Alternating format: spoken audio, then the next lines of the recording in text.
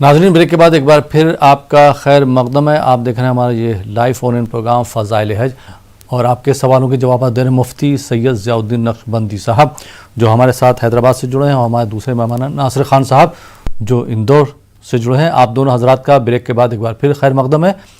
और मुफ्ती साहब, आरिफ साहब का दूसरा सवाल था कि हज के महीने में हमें कितने रोज़े रखना चाहिए, कितने रोज़े हम रख सकते हैं? बिस्मिल्लाहिर्रहमानिर्रहीम नहमदुहु व नुसल्ली व नुसल्लिमु अला रसूलिहिल करीम व आलिहि व सहबिही अजमाइन। भाई के सवाल का जवाब ये है कि ज़िलहिज्जा का चांद देखने के बाद से 9 ज़िलहिज्जा तक, यानी पहली से लेकर 9 तारीख तक 9 दिन के रोजे रखने की सआदतें हासिल हो सकती हैं तो बहुत बड़ी बात है। वरना 9 ज़िलहिज्जा का रोजा यानी अरफा का रोजा, ये भी एक बहुत बड़ी फजीलत की बात है, वो भी काफी है मुसलमान के लिए, क्योंकि हर एक की हालत एक सा नहीं होती। मुसलसल इंसान को मुलाजमत भी होती है, कारोबार होते हैं, मशागिल होते हैं। फर्ज रोजा नहीं है कि ये हर हाल में रखा जाए, ये मुस्तहब रोजे हैं। ज्यादा सवाब जरूर है, लेकिन आपकी सलाहियत, आपकी जो है सेहत किस दर्जे में है, इसको देखते हुए आप इख्तियार कर सकते हैं। लेकिन कम से कम 9 तारीख के रोजे का तो एहतमाम करना चाहिए। हज करने वाले हजरात अरफा का रोजा नहीं रखेंगे, उनके लिए न रखना ही सुन्नत है। लेकिन जो और हजरात है वो अरफा का रोजा रखेंगे, यानी 9 ज़िलहिज्जा। आप अपने जिस इलाके में भी रहते हैं वहां जब 9 तारीख होगी तो वो यौम अरफा आपके हक में होगा, तो उस दिन का रोजा रखना मसनून है। जी, बहुत बहुत शुक्रिया मुफ्ती साहब। और उनका आखिरी सवाल था कि मदीना मुनव्वरा में जब हम जाएं तो कौन कौन से आदाब को जहन में रख कर वहाँ पे जाना चाहिए? अल्लाह रब्बुल इज्जत का कलाम मजीद में इरशाद है, या अय्युहल्लज़ीना आमनू ला तरफ़अू अस्वातकुम फ़ौक़ सौति नबी व ला तजहरू लहू बिलक़ौलि कजहरि बअदिकुम लिबअदिन अन तहबत अअमालुकुम व अंतुम ला तशऊरून। ए ईमान वालों, तुम नबी करीम सल्लल्लाहु अलैहि वसल्लम की आवाज से मुबारक पर अपनी आवाजें बुलंद न करो, और हुजूर अलैहिस्सलातु वस्सलाम की खिदमत में हाजिरी के मौके पर चिल्लाकर बातें भी मत करो। जैसा कि एक दूसरे के सामने चिल्लाकर या जोर जोर से बोलते हो, ऐसा ही तुम बुलंद आवाज से वहां बात न करना, चिल्लाकर न बोलना। तुम्हें बेखबरी में तुम्हारा सारा सरमाए अमल बर्बाद कर दिया जाएगा, पता भी नहीं चलेगा। अंतहबत अमालुकुम, तुम्हारे अमाल की हकारत कर दी जाए और तुम्हें शऊर भी ना हो, कभी ना हो। तो ये बहुत ज्यादा अदब का मुकाम है। अदब गाहे तेरे आसमां अज अर्श नाजुक तर, नफस गुम कर दमी आयद जुनैदो बायज़ीदी था। आसमान के नीचे जमीन के ऊपर एक अदब का ऐसा मुकाम है जो अर्श से नाजुक तर है। यहाँ माव शुमा तो क्या, जुनैद बगदादी और बायज़ीद बिस्तामी जैसे औलिया किबार ऊंची आवाज तो क्या सांसों को रोक लेते हैं, कहीं ऐसा ना हो कि सांसों का छोड़ना भी बेदबी के सुमरे में आ जाए। इसलिए रसूल करीम अलैहिस्सलाम के रोज़े अक़दस पर हाजिरी के मौके पर सरापा अदब व नियाज बनकर पेश हों, यानी दिल पर भी अदब का पहरा हो, जिस्म पर भी अदब का पहरा हो, नजरें झुकी हुई हो। हुजूर अलैहिस्सलातु वस्सलाम की सुनहरी जाली के सामने जब खड़े हो जाएं तो ये दिल के अंदर कैफियत हो कि हम बिल्कुल हुजूर अलैहिस्सलाम के चेहरे अनवर के सामने हैं। रसूल करीम अलैहिस्सलाम की निगाह लुत्फ व इनायत हम पर है। हमारे सलाम को नबी करीम अलैहिस्सलाम समाअत फरमा रहे हैं, हमारे मारूजात को हुजूर सल्लल्लाहु अलैहि वसल्लम सुन रहे हैं और हमारी दुआओं पर आमीन फरमा रहे हैं और हमारी अल्लाह के हुजूर सिफारिश फरमा रहे हैं। इस कैफियत के साथ सलातो सलाम अर्ज करें। और ये बात भी भाई ने खुशी तो वाज़ेह करना चाहता हूँ, अदब की कितनी अहमियत है। देखिए, मस्जिद नबवी में कहीं भी ऊंची आवाज से बात न करें। पास लोग जो नावाकिफ होते हैं अपने किसी शनासाई को दूर से आता हुआ देखते हैं तो चिल्लाते हैं और जोर से पुकार कर कहते हैं इधर हम हैं, आओ। हत्ता कि सही बुखारी शरीफ की हदीस की रोशनी में दूर से किसी शख्स को आप देखें तो ऊंची आवाज से उसको न पुकारे, बुलाए नहीं, या तो आप चल के करीब जाए या उसके आने का इंतजार करें। जब करीब आए तब बोले, धीमी आवाज से बात करें। हजरत उमर बिन खत्ताब फारूक आज़म रज़ियल्लाहु के दौरे खिलाफत में एक वाक़या पेश आया। मस्जिद नबवी शरीफ में आपके 2 लोग आए हुए थे, उन्होंने ऊंची ऊंची आवाजों से गुफ्तगू शुरू की।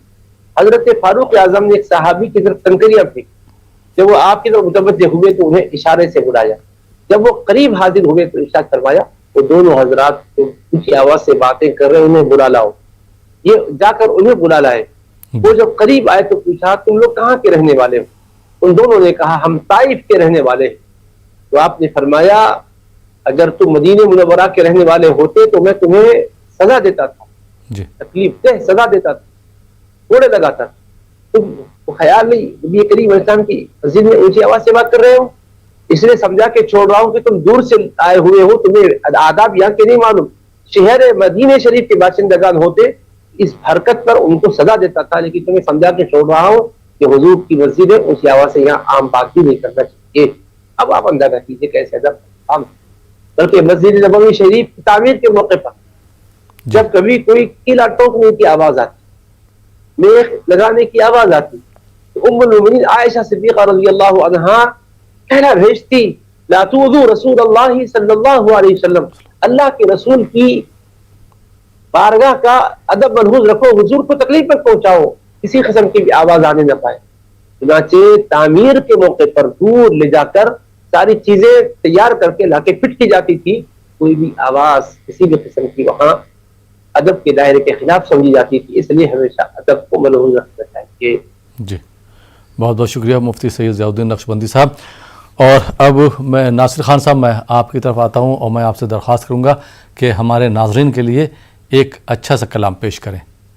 नासिर खान साहब। जी जरूर।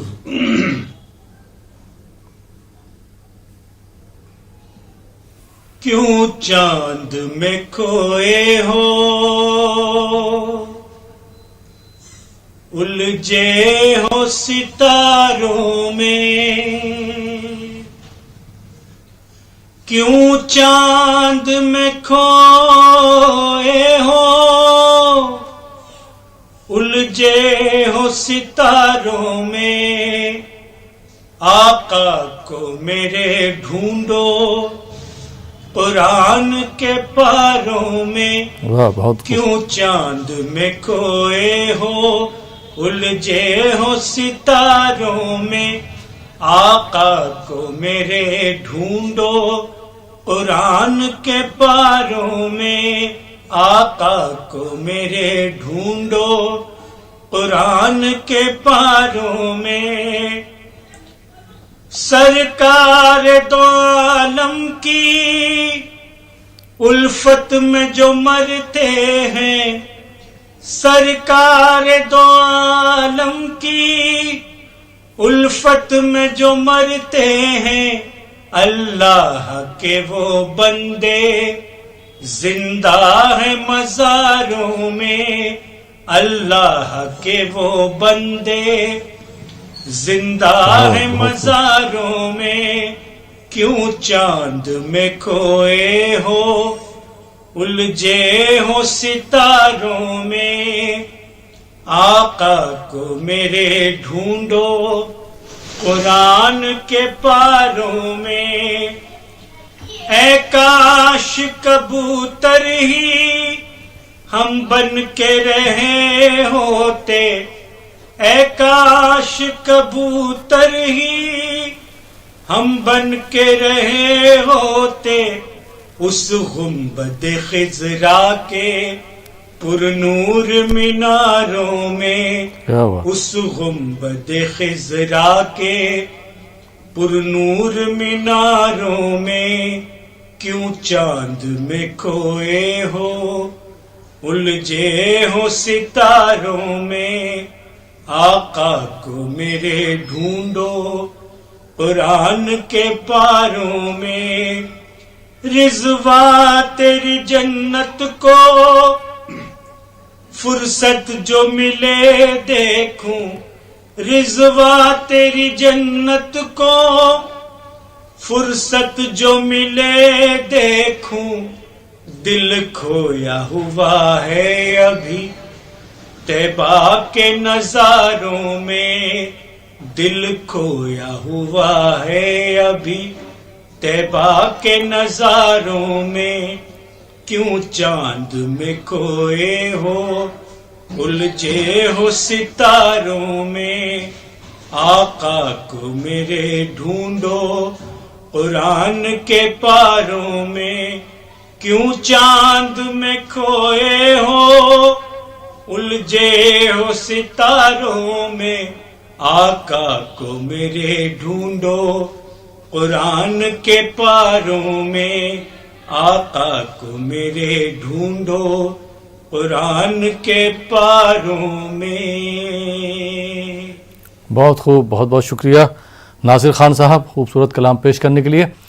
और आइए नाज़रीन, एक और कॉलर को प्रोग्राम में शामिल करते हैं, देखते हैं ये कॉलर कहाँ से हैं और इनका क्या सवाल है। जी अस्सलाम वालेकुम। ग़ालिबन कॉल ड्रॉप हो गया। जी मुफ्ती साहब, मुकाम इब्राहिम पर कौन कौन सी दुआएं मांगना चाहिए? अगर किसी को अरबिक ज़ुबान में अगर दुआएं याद नहीं तो क्या वो अपनी मादरी ज़ुबान में दुआएं मांग सकता है? जी मुफ्ती साहब। अला रसूलिहिल करीम व आलिहि व सहबिहि अजमईन। मकाम इब्राहिम पर दुआ मांगने के बारे में आपने दरियाफ्त फरमाया है, तो पहली बात तो ये ध्यान में रखिए कि कुरान मजीद में हक़ तआला ने इरशाद फरमाया है वत्तखिज़ू मिन मकाम इब्राहिम मुसल्ला, और तुम मकाम इब्राहिम को मुसल्ला बना लो, यानी खाने काबा का तवाफ कर लेने के बाद 2 रकात वाजिब तवाफ मकाम इब्राहिम पर पढ़ना है। लेकिन अब मकाम इब्राहिम के पास रश की वजह से मौका नहीं मिलता है, मकाम इब्राहिम के पीछे किसी भी हिस्से में हरम पाक के 2 रकात नमाज पढ़ ली जाए और उसके बाद दुआ करनी है। अब कौन सी दुआ करनी है आप फरमा रहे हैं, तो एक हजरत आदम अलैहिस्सलाम से मनकूल दुआ है, अरबी जबान में है। अगर अरबी जबान में याद ना हो तो कोई तखसीस नहीं है भाई, खुलूस के साथ खुशू खुजू के साथ अल्लाह तबारक व तआला से अपने मारूजात पेश करने हैं। वो दुआ का मजमून भी अगर जहन में हो अपनी जबान में दुआ मांगी जा सकती है। अल्लाहुम्मा इन्नका तअलमु सिर्री व अलानियती, ऐ अल्लाह तू मेरे बातिन और जाहिर को जानता है, फक़बल मअज़ीरती, मेरी उज़्र खाही को कबूल फरमा, व तअलमु हाजती, तू मेरी हाजतों को जानता है, फ़अअतिनी सुअली, मुझको मेरा मतलूब अता फरमा। ये अल्लाह तबारक व तआला से दुआ हज़रत आदम अलैहिस्सलाम ने मांगी है। आतिनी सुअली व तअलमु मा फी नफ्सी फ़ग़फ़िरली ज़ुनूबी, मेरे दिल में जो कुछ है तू जानता है, मेरे गुनाहों को माफ फरमा दे। अल्लाहुम्मा इन्नी अस्अलुका ईमानन युबाशिरु क़ल्बी, ऐ अल्लाह मैं बेशक तुझसे ऐसा ईमान मांगता हूँ जो मेरे दिल में पैवस्त हो जाए, वो यकीनन सादिक़न, और ऐसा सच्चा पुख्ता यकीन मांगता हूँ, हत्ता अअलम अन्नहु ला युसीबुनी इल्ला मा कतबत ली व रिज़न बिमा क़समत ली या अरहमर राहिमीन, ऐसा पुख्ता यकीन और सच्चा यकीन, कामिल यकीन मांगता हूँ यहाँ तक कि मैं जान लूं कि जो मेरे नसीब में तूने लिख दिया वही मुझे पहुंचेगा, और मैं तेरे लिखे हुए फैसले पर और तेरी तकदीर पर राजी रहूं, मुझे ऐसा शरफ अता फरमा दे। ऐ रहमतों की बरसात करने वाले, सबसे बढ़कर मेहरबानी करने वाले, तेरे फैसलों पर तेरी तकदीर पर मुझे राजी रहने वाला बना, ये कैफियत मेरे कल्ब के अंदर जागोही फरमा दे। ये दुआ है मांगी है हज़रत आदम अलैहिस्सलाम ने, लिहाजा अरबी में याद हो तो अरबी में करें, वरना इसका मजमून उर्दू में दुआ के तौर पर अल्लाह से अर्ज करें, या जो भी दुआएं याद हो दुआएं की जा सकती। बहुत बहुत शुक्रिया मुफ्ती सैयद ज़ियाउद्दीन नक्शबंदी साहब। आइए नाज़रीन, इस जवाब के बाद एक और कॉलर को प्रोग्राम में शामिल करते हैं। जी अस्सलाम वालेकुम। जनाब मैं कश्मीर से बशीर अहमद बोल रहा हूँ। जी बशीर अहमद साहब अस्सलाम वालेकुम, खैरियत से आप? हाँ जनाब ठीक है, आप ठीक है ना? अल्हम्दुलिल्लाह अल्हम्दुलिल्लाह जी। हमें मौलाना साहब से पूछना, हमारे एक बच्ची को, मेरे बच्ची को जन्म हुआ है वीरवार के सुबह 12:30 बजे जी। हमें इसको नाम बताना है, नाम करना है, इसलिए मुफ्ती साहब से मेरी तरफ से गुजारिश करना है कि वो इसके बारे में बताए क्या नाम आएगा। अच्छा, वीरवार सुबह 12:30 जी। बजे। हज से मुतालिक कोई आपका सवाल है बशीर अहमद साहब? हाज के मतलब इस वक्त कोई सवाल नहीं है कि हमारा हाजी साहब तो गए हैं। अच्छा जी, अगर इसके बारे में कुछ जी प्रोग्राम देखते रहिए, अगर वक्त रहा तो इंशाल्लाह ज़रूर आपने जो सवाल पूछा उसका जवाब दिया जाएगा। बहुत बहुत शुक्रिया कश्मीर से कॉल करने के लिए। नाज़रीन, आप देख रहे हैं प्रोग्राम फ़ज़ाइल हज। नंबरात जो है लगातार जो है स्क्रॉल हो रहे हैं, आप जो है उन नंबरात पर कॉल करके नात की फरमाइश भी कर सकते हैं और मुफ्ती सैयद ज़ियाउद्दीन नक्शबंदी साहब से हज और उम्रा के बारे में सवालात भी कर सकते हैं। जी मुफ्ती साहब, जो आज़मीन हैं हज पर जाते हैं तो उनके साथ जो है नाबालिग बच्चे भी जाते हैं, तो ऐसी सूरत में क्या नाबालिग बच्चों पे जिन पर हज फ़र्ज़ नहीं हुआ तो उनको क्या सवाब उसका मिलेगा हज का? बेशक हज का सवाब उन्हें भी मिलेगा, क्योंकि हज्जतुल वदा के मौके पर जी रसूल करीम सल्लल्लाहु अलैहि वसल्लम की खिदमत बाबरकत में एक कबीले बनु खसम की खातून ने सवाल किया था। उनकी गोद में उनके साहिबजादे थे, बच्चा था। ये हबीब पाक अलैहिस्सलाम की जानिब उस बच्चे को उठाते हुए अर्ज किया था, अली हादा हज्जुन या रसूल अल्लाह, या रसूल अल्लाह सल्लल्लाहु अलैहि वसल्लम के इस बच्चे का भी हज है? छोटा बच्चा है। फिर आका अलैहिस्सलाम ने फरमाया नाम वलकी अजरुन, फरमाया हाँ उसका हज भी होगा और तुम्हें अज्र भी मिलेगा। यानी नाबालिगी में बच्चों को जो हज करवाया जाता है वो बाद में अगर उनकी जिंदगी में बालिग होने के बाद इस्तिताअत साबित हो जाए तो ये उसके लिए काफी नहीं होता, मगर वो हज जाया नहीं है, उसका सवाब रहता है। बच्चों को तो मिलता है लेकिन करवाने वालों को भी अज्र और सवाब अता होता है। इन जो गोद में लेकर करा रहे हैं, उंगली पकड़ कर चला रहे हैं, सारे मनासिक में शरीक कर रहे हैं और उनको एहतियात करवा रहे हैं, पाबंदियों से उनको जो बचाने की कोशिश कर रहे हैं, जो पाबंदियां हैं उनका लिहाज करवा रहे हैं, तो इंशाअल्लाह सवाब मिलेगा, जैसा कि हदीस पाक में खुशखबरी और बशारत है। जी मुफ्ती साहब, अगर हज में कोई फ़र्ज़ अगर छूट जाता है तो ऐसी सूरत में क्या किया जाए? देखिए हज के अंदर जो फराइज है, फर्ज उसमें से कोई छूट जाता है तो फिर उससे हज अदा नहीं होता, आइंदा हज की कज़ा करनी होती। हाँ अलबत्ता कोई वाजिबात में से वाजिब छूट जाता है तो उसकी पाबजाई की शक्ल है, एक बकरी की कुर्बानी वाजिब होती है, दम देने से जी तकमील होती है, मतलब ये कि उसको अदा तो कर ले लेकिन ताखीर की वजह से दम देना पड़ता है। जी और फर्ज ही अगर छूट जाए तो फिर दोबारा हज करना होता है आने वाले साल। जी, तो हज के कौन कौन से फ़र्ज़ है वो भी मुफ्ती साहब बता दीजिए, और वाजिबात कौन कौन से? अच्छा, हज के अंदर फराइज क्या है और वाजिबात क्या है फरमा रहे हैं आप? जी जी देखिए पहला तो ये कि एहराम बांधना जी हज की नीयत से ये लाजिमी है, बतौर शर्त है, फर्ज का भी दर्जा है वो, लेकिन उसमें उसकी हैसियत शर्त की है। क्या है कि आप हज की नीयत से एहराम बांधे। एहराम तो दो बेसिली हुई चादरों का नाम नहीं है, ये तो लिबास एहराम है। दरअसल उस लिबास के बाद जो हज की नियत करके लब्बैक पढ़ते हैं ये एहराम यहाँ से शुरू हो जाता है। तो लब्बैक पढ़ना हज की नियत करने के साथ जरूरी है। अगर नियत के साथ लब्बैक नहीं पढ़े तो एहराम शुरू ही नहीं होता, चाहे लिबास पहन के फिरते रहे, तवाफ करते रहे। इसलिए ये एक अहम फर्ज है जिसको शर्त का दर्जा हासिल है। उसके बाद फिर 9 तारीख को अरफात के मैदान में पहुंचकर वकूफ अरफात करना ये भी फरीज़ा हज, बल्कि हज का रुकन आज़म है जी। फिर खाने काबा का जो तवाफ किया जाता है, तवाफ ज़ियारत, ये भी फर्ज है। ये 3 फराइज है। और वाजिबात क्या है कि वाजिबात में जैसे तवाफ ज़ियारत फर्ज आपने सुना, तो तवाफ के बाद सफा मरवा की जो सई है ये वाजिब का दर्जा। और एहराम बांधने के बाद आप सीधा मीना में जाते हैं। ये मीना का क़ियाम 8 तारीख को सुन्नत।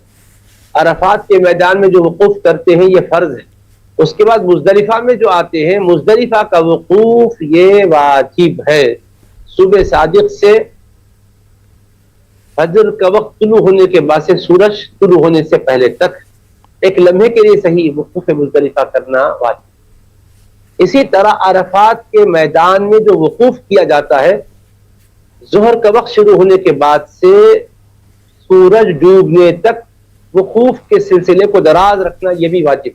मुतलक वकूफ करना फर्ज, लेकिन मगरिब तक वकूफ करना, ठहरे रहना, का बैठकर हो या चल लेटकर हो या खड़े रहकर हो, बहरहाल वकूफ वहां का क़ियाम ये वाजिब है। तब तक मगरिब तक मुतलक फर्ज है, रुकन आज़म। अब मुज़दलिफा का क़ियाम ये भी वाजिब है। 10 तारीख को जमरात की रमी करना ये भी वाजिब है। अगर वो हज करने वाला हज तमत्तु या क़िरान कर रहा है तो कुर्बानी देना वाजिब। उसके बाद मर्द के लिए सर के बाल मुड़ाना वाजिब है। औरतों के लिए सर के बाल एक खोरी के बराबर उंगली की, एक खोरी के बराबर, एक उंगली के बराबर कटवाना, ये भी वाजिब है।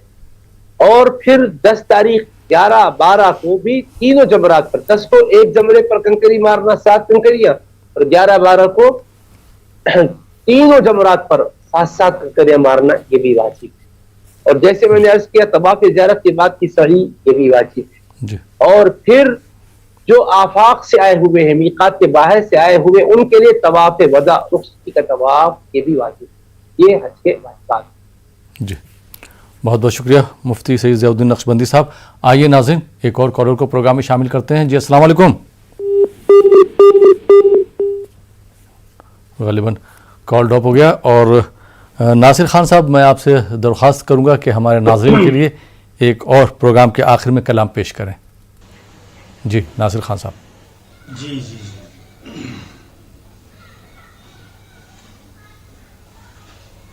मेरा दिल और मेरी जान मदीने वाले, मेरा दिल और मेरी जान मदीने वाले, तुम पे सो जान से कुर्बान मदीने वाले, मेरा दिल और मेरी जान मदीने वाले, तुम पे सो जान से कुर्बान मदीने वाले, भर दे मेरे आका मेरी झोली, भर दे मेरे आका मेरी झोली, भर दे यूं न रख बे सरोसा मान मदीने वाले, मेरा दिल और मेरी जान मदीने वाले, आड़े आती है तेरी जात हर एक दुखिया के, आड़े आती है तेरी जात हर एक दुखिया के, मेरी मुश्किल भी हो आसान। जी बहुत बहुत शुक्रिया नासिर खान साहब। और मुफ्ती साहब, आपने जैसे फरमाया कि अगर कोई वाजिबात छूट जाता तो ऐसी सूरत में जो है दम देना चाहिए। तो दम जो है हम वहाँ मक्का शरीफ में दे सकते हैं या जिससे भी मतलब वाजिबात छूट जाते हैं, या अपने आबाई वतन में दे सकते हैं? कहाँ दे सकते हैं?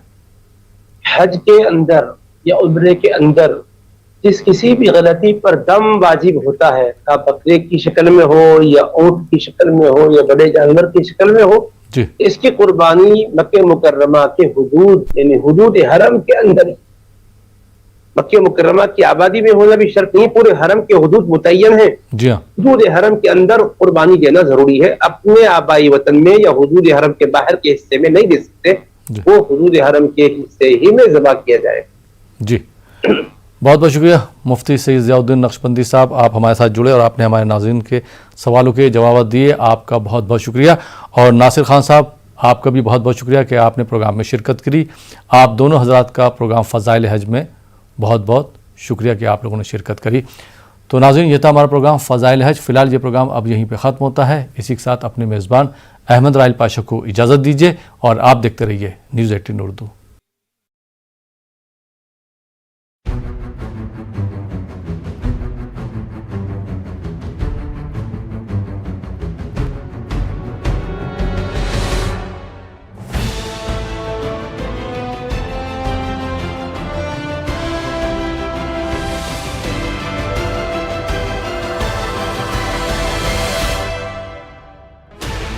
Sixteen channels, 15 languages, 26 states, 1,200 plus reporters, 66.9 crore viewers. India's largest news network, News 18 Network.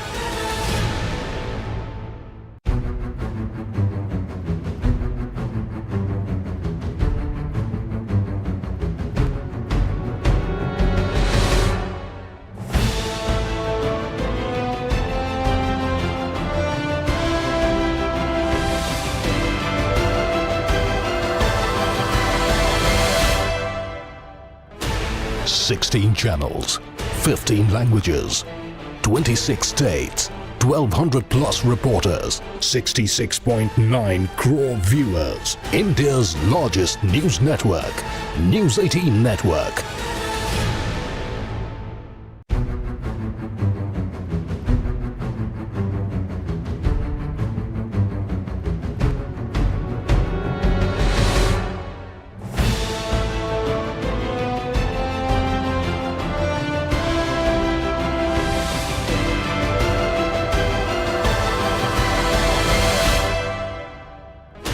Sixteen channels, 15 languages, 26 states, 1,200 plus reporters, 66.9 crore viewers. India's largest news network, News 18 Network.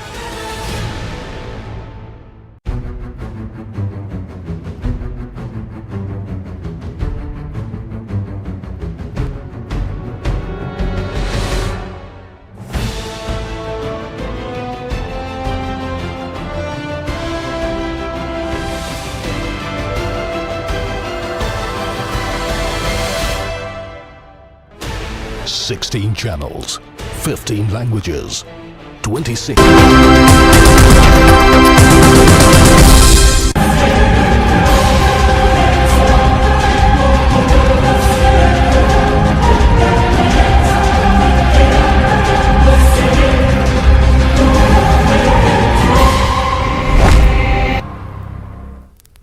आदाब नाज़रीन, खबर खास के साथ मैं हूं मुनज़्ज़ा शाद। लगातार नुपुर शर्मा, नवीन जिंदल को लेकर के अभी मामला थमने को तैयार नहीं है। लगातार ऑपोजिशन की तरफ से भी उनकी गिरफ्तारी का मुतालबा किया जा रहा है। आज खबर खास में इसी बारे में बात करेंगे।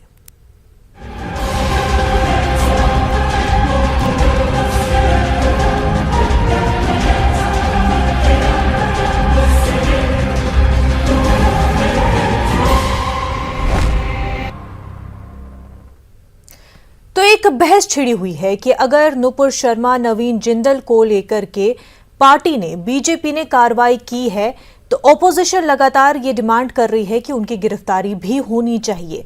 ऑपोजिशन के तमाम बड़े बड़े चेहरे सामने आ रहे हैं और खुलकर बयान दे रहे हैं कि नुपुर शर्मा, नवीन जिंदल को जेल भेजना चाहिए। हालांकि इस पूरे मामले को लेकर के पहले भी एफआईआर दर्ज की गई है। कई मुस्लिम कम्युनिटी के लोग, तंजीमें ऐसी जिन्होंने इस पूरे मामले को लेकर के नुपुर शर्मा खासतौर से उनके खिलाफ एफआईआर दर्ज करवाई है, लेकिन गिरफ्तारी नहीं हुई है। तो एक सवाल जो अभी भी यहां पर उठ रहा है और ऑपोजिशन भी पूछ रही है कि क्या सिर्फ मुस्लिम ममालिक ने जब नोटिस लिया, प्रोटेस्ट किया, तभी इस मामले पर कार्रवाई हुई, इन लोगों के खिलाफ कार्रवाई हुई, एक दबाव में कार्रवाई की गई है, जबकि अपने ही मुल्क के 200 मिलियन मुस्लिम्स जिन्होंने इस पूरे मामले को लेकर के 10 दिन पहले ही आवाज उठाई थी, उनकी आवाज क्यों नहीं सुनी? ऑपोजिशन इस पूरे मामले को लेकर के कह रही है कि दिखावटी कार्रवाई की गई है। इस पूरे मामले पर बात करने के लिए हमारे साथ बीजेपी के स्पोक्स पर्सन उदय सिंह साहब, साथ ही साथ कांग्रेस स्पोक्स पर्सन अनुमा आचार्य जी और सोशल एक्टिविस्ट ताहिरा हसन साहिबा हमारे साथ जुड़ चुके हैं। सबका खैर मकदम न्यूज़ 18 उर्दू में। उदय सिंह साहब, सबसे पहले तो आप ही से जानना चाहेंगे, ओपोजिशन के तमाम लीडरान सामने आ रहे हैं और बीजेपी को घेर लिया है इस पूरे इशू को लेकर के और कह रही है कि ये जो पार्टी ने कार्रवाई की है ये दिखावे की कार्रवाई है, तो प्रेशर में आके कार्रवाई की गई। देखिए, आपका जो प्रश्न है मैं बहुत स्पष्ट शब्दों में बताना चाह रहा हूँ जी आपके व्यूअर्स को कि पार्टी का लाइन इसमें बहुत ही साफ है और पार्टी ने हमेशा से ये लाइन अडॉप्ट करके रखा है, सर्वधर्म सुखाय सर्वधर्म हिताय। आप देखती होंगी हम लोगों के जो माननीय प्रधानमंत्री श्री नरेंद्र मोदी जी हैं, उन्होंने पूरे विश्व में भारत को एक धर्मगुरु विश्वगुरु बनाने के रास्ते पे काफी अग्रणी भूमिका निभाई है और आप महसूस कर रही होंगी कि भारत की प्रतिष्ठा पूरी दुनिया में बहुत आगे गई है। हमारे पड़ोसी मुल्क जो आसपास के हैं वो इस बात से काफी जलते रहते हैं क्योंकि पूरी दुनिया भारत की आवाज को सुनती है और हमारे प्रधानमंत्री का सम्मान प्रतिष्ठा पूरे विश्व स्तर पे है। इन्हें वर्ल्ड लीडर के रूप में रिकॉग्नाइज किया जा रहा है और इससे भारत का मर्यादा, भारत की प्रतिष्ठा, भारत की अर्थव्यवस्था ये सब मजबूत हुई है। दुर्भाग्यवश अगर ऐसी कोई बात निकली जिससे किसी की भावना आहत हुई है तो हम लोग सभी उसके लिए क्षमा प्रार्थी हैं और भारतीय जनता पार्टी ने बिल्कुल उनके ऊपर कार्रवाई की और जहां तक अभी कानून का प्रश्न है तो law will take its own course. अगर ऐसी कोई बात हुई है तो कानून अपना काम करेगी, लेकिन जहां तक मैं देखा हूं नुपुर शर्मा ने स्वयं माफी मांगी है और उन्होंने बहुत साफ शब्दों में कहा है कि मैं अपनी बातों को वापस लेती हूं। इसमें एक विश्व स्तरीय राजनीति हो रही है और ये ओमन के लेवल से वहां के जो वहां के इमाम हैं जिन्हें निशाने पाक की उपाधि दी गई है, उन्होंने इसमें बढ़ चढ़ करके भूमिका अदा की और आपको याद होगा कि हिजाब कंट्रोवर्सी में भी वो भारत के विरुद्ध थे। तो खैर ये अलग विषय है, लेकिन जहां तक उदय सिंह जी, जब आप बात कर रहे हैं कि दीगर इश्यूज पर बोला गया और इंटरनेशनल लेवल पर कोई पॉलिटिक्स की जा रही है, तो इस इंटरनेशनल लेवल पर कोई पॉलिटिक्स नहीं की जा सकती। अगर कोई बात हो रही है तो उसका एक रीजन है। आपको भी मालूम है कि डोमेस्टिक इश्यूज में इससे पहले कभी इन तमाम तर मुल्कों ने ही बात नहीं की है। ये पहली बार ऐसा है कि ये तमाम मुल्क जो है बात कर रहे हैं इस पर और उसका एक रीजन है सर, रिलीजियस फिगर को लेकर के जब एक होली पर्सन को लेकर के रिमार्क किया जाता है तो वो पूरे वर्ल्ड में उसका असर देखने को मिलेगा। आप हमें पूरा कर लेने दें जी। आपके बातों से मैं पूरी तरह से सहमति रखता हूं। किसी भी तरह का कोई भी ऐसा वर्सन जो प्रॉफिट के ऑनर को, उनके सम्मान पे ठेस पहुंचे, ये हमारे मुल्क में बर्दाश्त नहीं किया जा सकता है और हम लोग चाहेंगे भी नहीं कि पार्टी के स्तर पे ऐसी कोई बातें आए, क्योंकि पार्टी बिल्कुल सभी धर्मों की आदर में विश्वास करती है।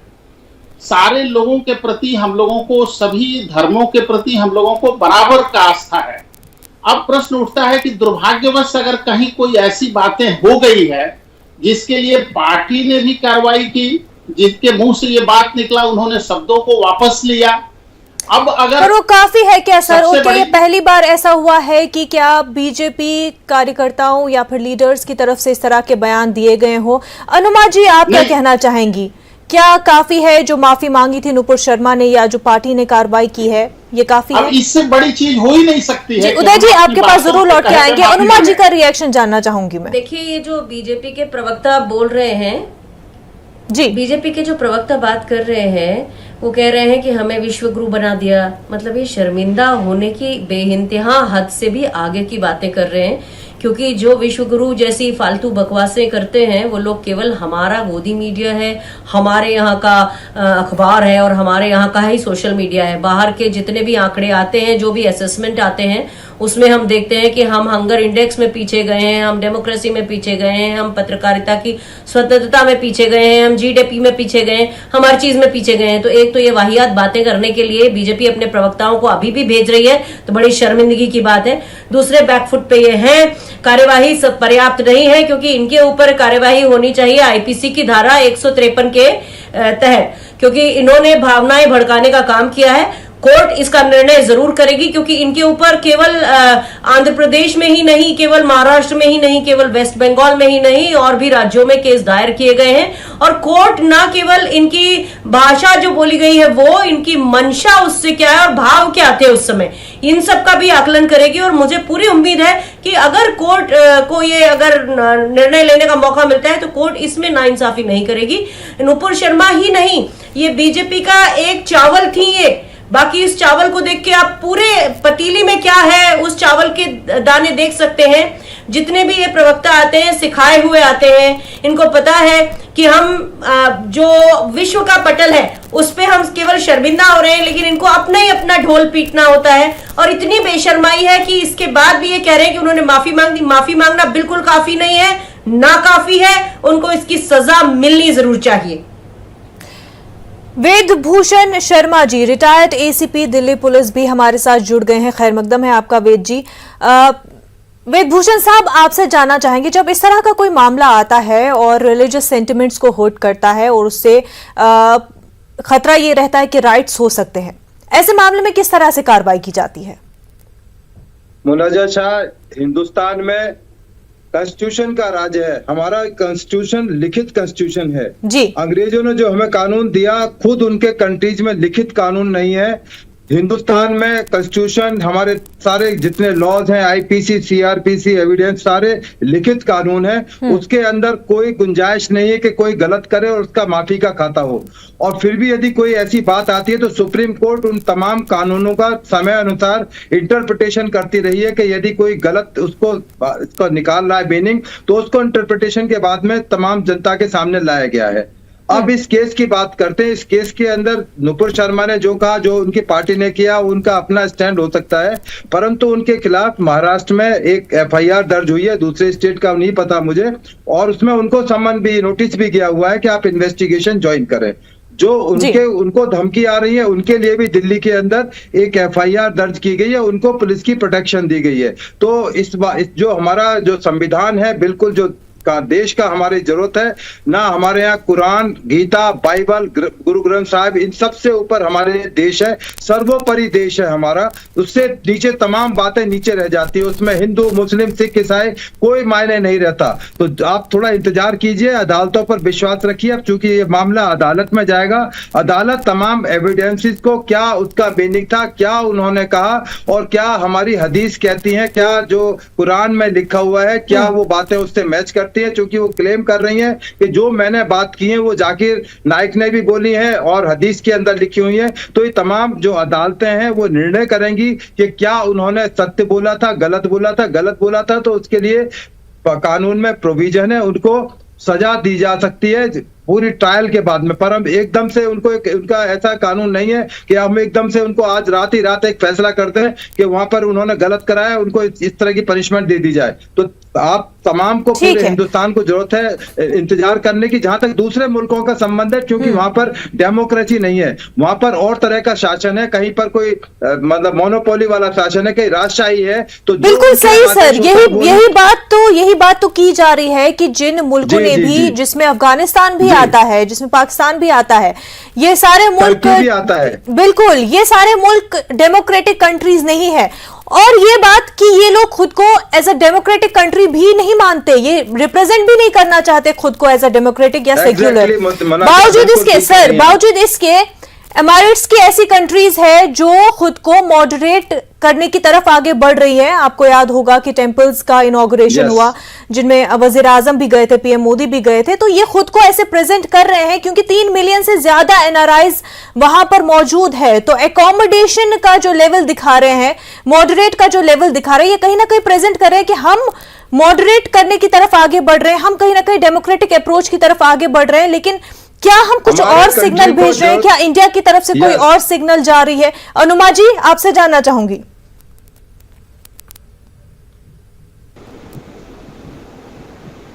भारत की तरफ से सिग्नल जा रहा है, एक तो हेकड़ीबाजी का जा रहा है, हम कुछ है नहीं उसके पहले हेकड़ीबाजी दिखा रहे हैं हम।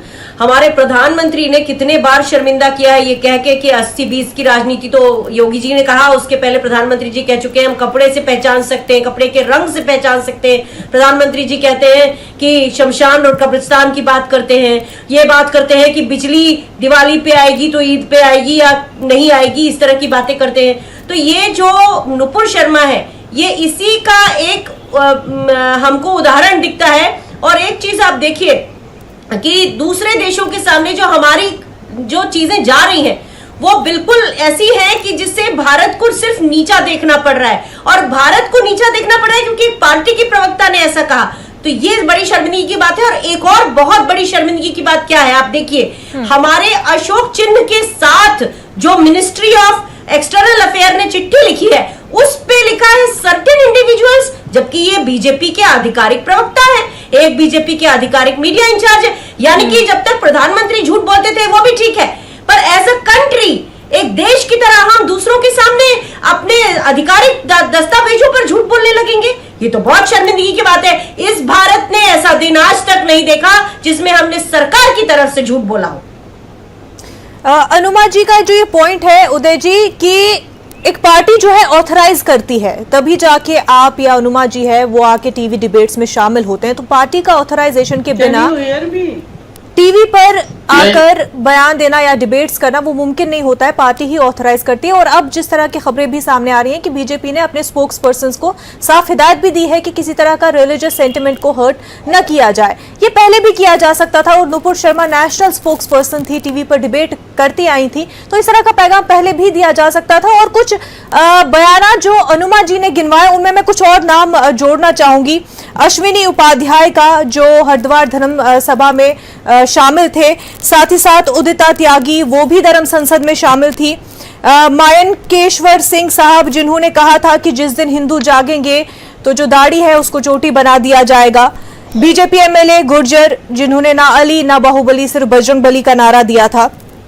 हर्षित श्रीवास्तव, कई नाम ऐसे, और साथ ही साथ तेजस्वी सूर्या जो पिछले ही दिनों में ऑस्ट्रेलिया गए थे एक इवेंट में और वहां पर हॉलोकॉस्ट को मुस्लिम जो यहाँ पर इन्वेडर्स के हवाले से जोड़कर उसके हवाले से बयान दिया था। तो इस तरह के बयान अक्सर ही दिए जाते रहे हैं उदय जी। देखिए, आपके जो पैनल में लोग बैठे हैं कुछ ज्यादा ही आलोचना कर रहे हैं। हम लोगों ने बहुत साफ मन से अपने प्रवक्ता को पार्टी से बाहर कर दिया है। पार्टी बिल्कुल ऐसे वक्तव्य जी दायरा जी आपके पास आ रहे हैं। उदय सिंह साहब अपनी बात पूरी कर ले, आपके पास आते हैं। जी उदय जी, धर्म संसद में जो बातें आप कोट कर रही है इससे पार्टी का कोई ताल्लुकात नहीं है, और पूरी तरह से भारतीय जनता पार्टी सभी धर्मों के हित की बात करती है। पार्टी के ऑफिशियल प्लेटफॉर्म से ऐसी कोई भी बातें नहीं निकलती है। आप ही के बनाए हुए भस्मासुर है जनाब, आप ही ने भस्मासुर बनाए हैं। आप थोड़ा अच्छा संस्कार का परिचय दीजिए। आपकी बातों को मैंने पूरी तरह से सुना है और आप दूसरे की भी बात सुनने का कोशिश करिए। हम तो आपके संस्कार देख चुके हैं, आपके संस्कार देखो, दूसरे देशों के सामने हमें लजवाया है। नहीं, गंदा बात आप कर रही हैं, बीच में इंटरप्ट कर रही हैं आप। नहीं, मैं तो सिर्फ यही कह रही हूँ कि आपके बनाए हुए भस्मासुर है, आपके बनाए हुए भस्मासुर है, बस यही कह रही हूँ। बड़े प्यार से कह रही हूँ आपसे, इतने प्यार से कह रही हूँ, सुनिए ना उदय जी। मैं आपके बात में भी इंटरफेयर किया था। आप जब बोल रही थी मैंने एक शब्द बोला था, मैंने पूरी तरह तो प्यार से कह रही हूँ, आप ही के बनाए हुए भस्मासुर हैं। हम तो बहुत प्यार से कह रहे हैं। और सुनिए, आपने गाली दी, हम तो आपसे इतना प्यार से कह रहे हैं, सुनिए ना।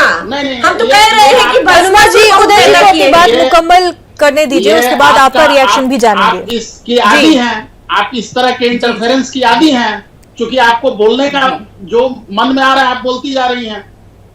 अब इससे बड़ी बात और क्या हो सकती है कि भारतीय जनता पार्टी ने अपने नेशनल स्पोक्स पर्सन को पार्टी से हटा दिया।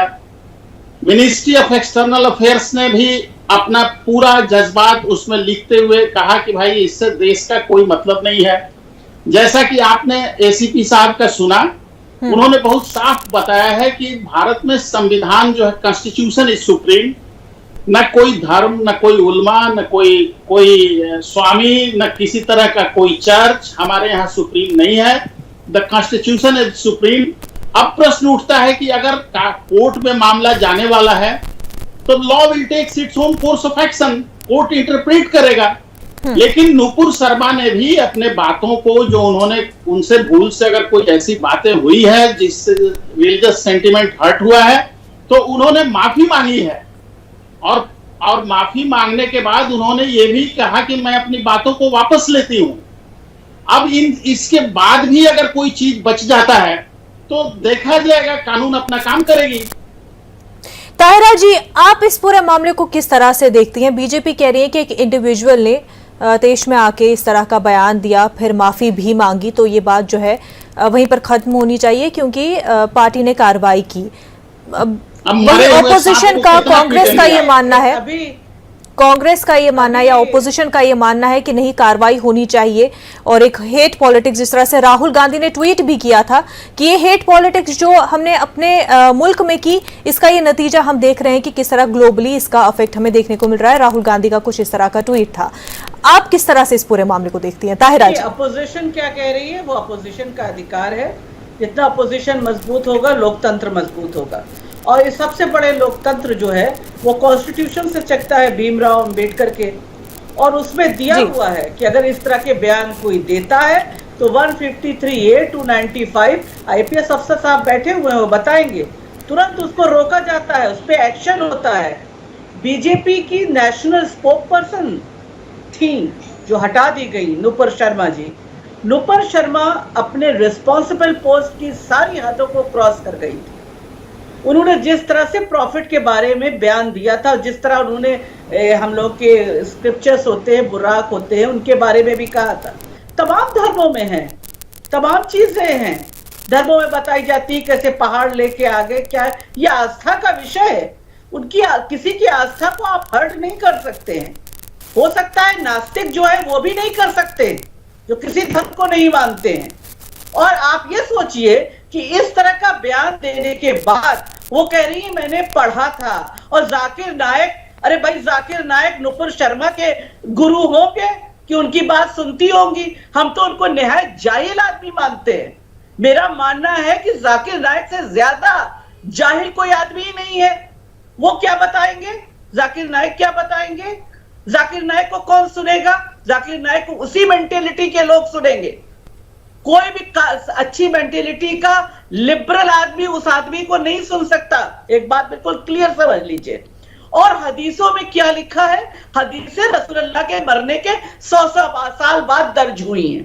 इसने ये बताया, उसने वो बताया, दर्ज हुई। आप कुरान में बात कीजिए, प्रॉफिट, ये जो तमाम कंट्रियां हैं, कतर है, सब है, 13.48 मिलियन लोग हमारे देश के काम करते हैं, मुसलमान ही नहीं, हमारे हिंदू भाई भी काम करते हैं।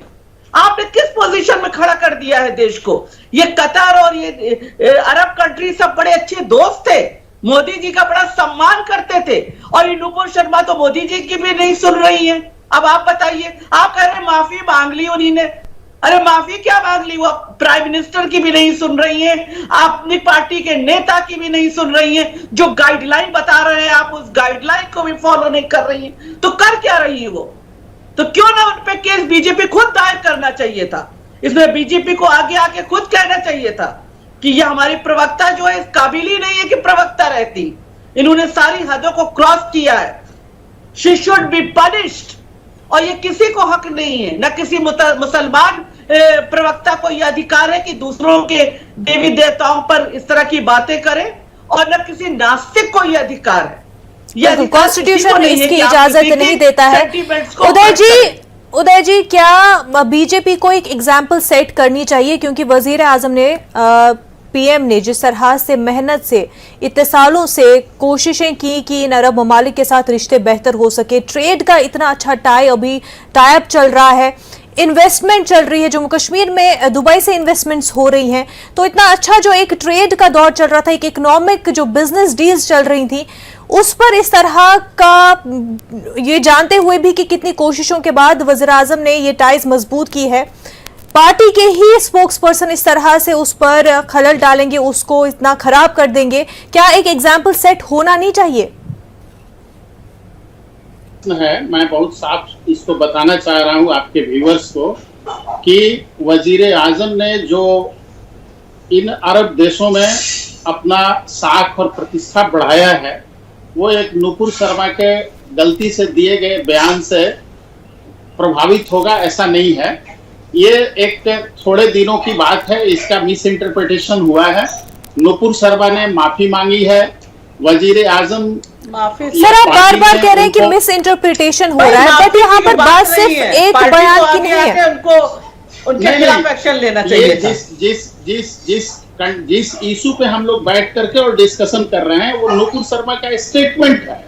क्या तेजस्वी सूर्या ने भी जो बयान दिया था वो भी मिस इंटरप्रेट हुआ है, वो भी गलती से दिया हुआ बयान है? तेजस्वी सूर्या के चलते तेजस्वी सूर्या का बयान का तो यहाँ प्रश्न ही नहीं उठता है। आप केवल एक स्टेटमेंट की बात कर रहे हैं जो नुपुर शर्मा के द्वारा ऑफिशियली जो स्पोक्स पर्सन के रूप में दिया गया।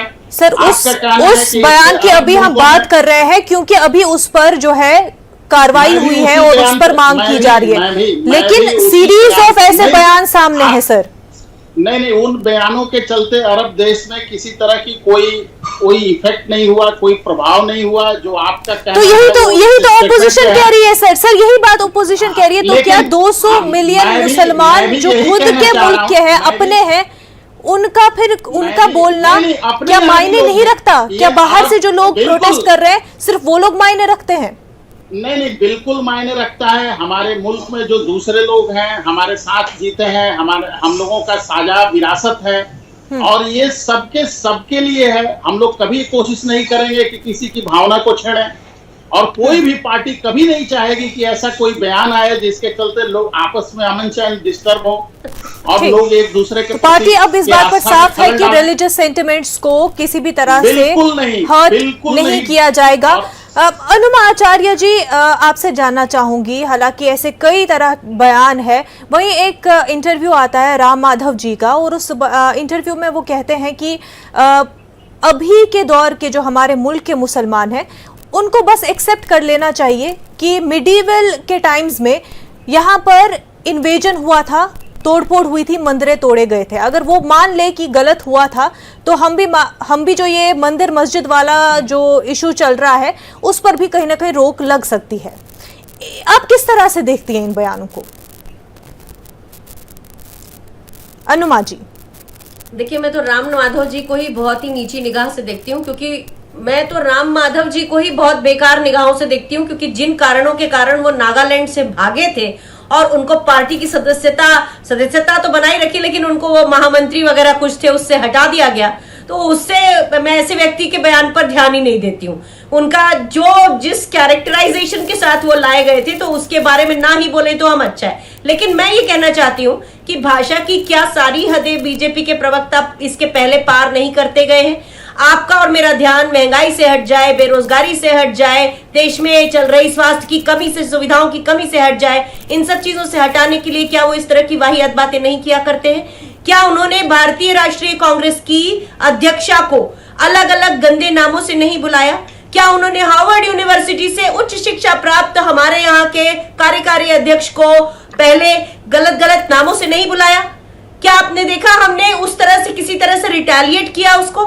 क्या ये सारी शुचिताएं, ये सब हदें भारतीय जनता पार्टी का एक एक प्रवक्ता पार नहीं कर चुका है? क्या गौरव भाटिया नहीं पार कर चुके हैं, या संबित पात्रा नहीं पार कर चुके हैं, या संजू वर्मा नहीं पार कर चुकी हैं, या अनिला सिंह नहीं पार कर चुकी हैं? जब ये दूसरे प्रवक्ताओं के बारे में बात करते हैं, दूसरी पार्टी के बारे में बात करते हैं, तो ऐसे भद्दी टिप्पणियां करते हैं जिसकी कोई मिसाल ही नहीं है। तो इनको अगर आज, चूंकि इनका घड़ा भर चुका था, इसलिए एक दूसरे देश से जब इनको पड़ी लताड़ तो जाके सुधरे हैं, क्योंकि हमारा उनसे आयात निर्यात, हमारे सबसे ट्रांजैक्शनल संबंध है। जी, आपसे ये बात एक बार फिर क्लियर वाजे जानना चाहेंगे कि ताहिरा जी बता रही थी कि हमारे कानून में ही है कि जब इस तरह के बयान दिए जाते हो तो किस तरह से उसको तुरंत रोका जा सकता है। आईपीएससी के कोर्स के तहत किस तरह से एक्शन लिए जाते हैं। आपसे वाज़ेह जानना चाहेंगे, जब इस तरह के बयान दिए जाते हैं तो क्या तुरंत कार्रवाई में इस तरह का कोई कानून है कि वो इस तरह के बयानों पर रोक लगाई जा सके? ताहिरा जी ने बहुत अच्छी तरह से एक्सप्लेन किया था कि हमारे यहाँ इस तरह के प्रोविजन है, 183 से लेके ऑनवर्ड इस तरह के प्रोविजन है। कोई धार्मिक उन्माद को बढ़ाने की कोशिश करे, रिलीजियस जो डिस्पैरिटी पैदा करने की कोशिश करे, कि उनके लिए तमाम तरह के कानून मौजूद हैं। हमें जब टीवी पर बैठते हैं, मीडिया में होते हैं, तो अपने शब्दों का ध्यान रखना चाहिए, और स्पेशली जब हम पब्लिक डोमेन में होते हैं या किसी पार्टी या किसी ऑर्गेनाइजेशन को रिप्रेजेंट करने होते हैं, तो हम सबकी जिम्मेदारी है, क्योंकि इस समाज में सिरफिरे लोगों की कमी नहीं है। ताहिरा जी ने खुद जाकिर नाइक को कह दिया कि वो किस तरह के आदमी है। आप ज्यादा इससे ज्यादा क्या उम्मीद करते हैं? तो इसलिए जो इस तरह के सिरफिरे आदमी, यदि उन तमाम लोगों की बातों पर हम जाए और देश को नीचा डिमेन करने की कोशिश करें, तो ये किसी समाज के लिए, किसी देश के लिए अच्छा नहीं है। अभी अनुमा जी कह रही थी मैं पार्टी से किसी संबंध नहीं रखता। अनुमा जी का एक मेरा ऐतराज है, उन्होंने कहा कि हम कुछ भी नहीं उन देश के सामने। मैं उनकी इस बात पर बहुत ऐतराज करता हूं। हम उन देशों से बहुत ऊपर हैं, बहुत आगे हैं। पाकिस्तान, अफगानिस्तान जो दूसरे देश हैं वो हमसे नहीं। आपने कहा कि हम कुछ नहीं है। आपने कहा कि हम कुछ नहीं है। हम बहुत कुछ है। हम बहुत कुछ है। आपने कहा, आपको दोबारा देखिए, आप दोबारा सुनिएगा अपनी स्पीच को। आपने कहा कि हम कुछ नहीं है। आपकी शुरुआत ये है कि हम कुछ नहीं है। हो सकता है ये मिस इंटरप्रेट हो गया हो। अनुमा जी का साफ तौर पर कहना है कि मिसकोट हो गया है, शायद मिस इंटरप्रेट हो गया होगा। लेकिन लगातार जो है ऑपोजिशन, चाहे हम अखिलेश यादव की बात कर रहे हो, मायावती की बात कर रहे हो, यहाँ तक कि DMK, left parties, Rahul Gandhi, Asaduddin Owaisi, तमाम तर ऑपोजिशन लीडरान ये मांग कर रहे हैं कि नुपुर शर्मा, नवीन जिंदल को सजा होनी चाहिए, उनके खिलाफ जो एफआईआर हुई है उस पर एक्शन होना चाहिए। आप तमाम का, उदय सिंह जी, वेदभूषण साहब, अनुमा आचार्य जी और ताहिरा हसन साहिबा, आप सभी का बेहद शुक्रिया हमारे साथ जुड़ने के लिए।